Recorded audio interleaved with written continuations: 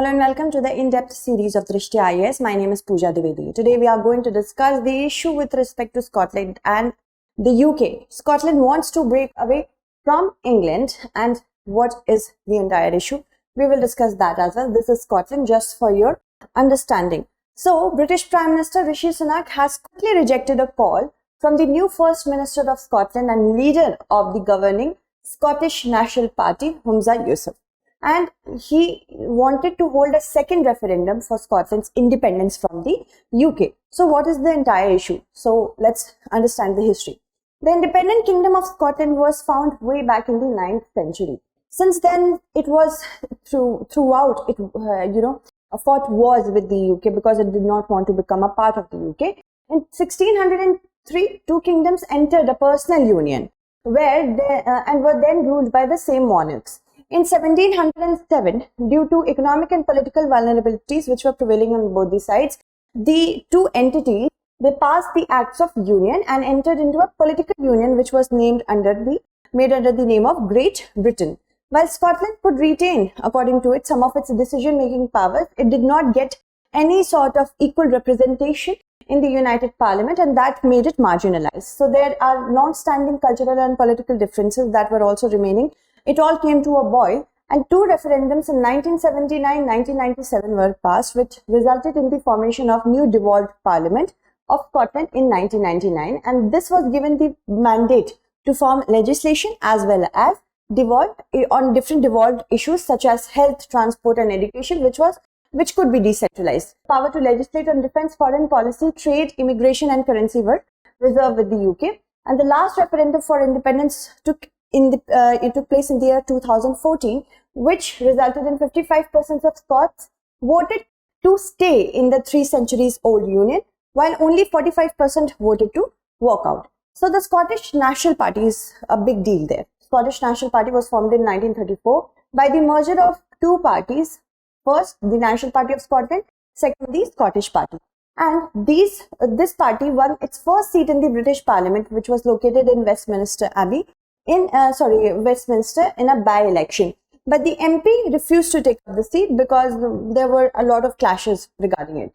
The party began circulating petitions for the creation of devolved parliament, which came to national prominence, and this party came to national prominence in 1967 with Winnie Ewing taking the Hamilton seat from the Labour Party. Moving on. Now in 2007 elections to Holyrood, this is the Parliament of Scotland, the SNP won more than 30% of the vote, and then they could form a majority government. This was first time in the history, and because of this, the SNP started, pitching this idea of a separate nation. The SNP had to ditch its plan, although independence referendum bill, due to disagreements with other parties, because there were other parties as well. The bill, although was finally passed, when Mr. Salmond led the party to a landslide win in 2011. And SNP asked David Cameron's British government to grant it a Section 30 order, which is a technical term for a provision that temporarily, not permanently, temporarily allows Scottish Parliament to pass laws on the issues which were otherwise reserved for the UK Parliament. Moving on. The UK granted its consent, which led to a formal national referendum for independence as late as in 2014. And here the turnout was 85%. But Nicola Sturgeon stepped in because the erstwhile party leader was not able to lead it properly.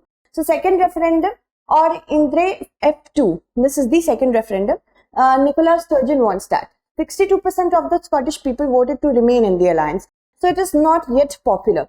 After SNP won another 2021 election, what happens that they joined hands with the Greens party, and they also wanted independence. So Ms. Sturgeon sent another appeal for Section 30 order, but the earlier Prime Minister Boris Johnson says that it should not be happening for the next 40 years. So people who live in Scotland, they should have the right to decide how to actually live day by day, and the larger vision as well. This is what they want, and this is why they want a separate nation.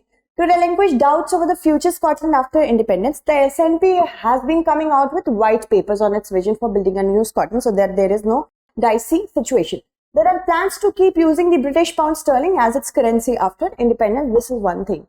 Now, it also argues that Scotland is different from the UK and its electoral system is already fairer and more proportionally represented.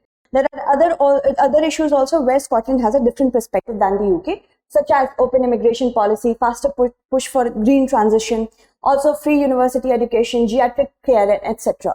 UK could make other decisions like Brexit in future that would negatively impact the future of Scotland. So this is also one of the reasons Scotland wants to, not remain a part of the UK. SNP has failed to give a clearer picture on how it would function as way forward. It has also warned Scotland, UK has also warned Scotland, what if that if it rejoins European Union, there would be a hard border between it and Scotland. Scotland would find it difficult to assume its share of UK's public debt, which runs into billions. That is also another issue. Defense and trade strategy is going to have the biggest impact, which leaves the centuries-old union in the current geopolitical environment. It would be on the perceptions of Englishness among the English themselves, who make up 85% of the UK's population, and the projection of Englishmen as a national identity to the world. So this is a larger picture. So I hope you understood the matter. That's it. Thank you so much for watching.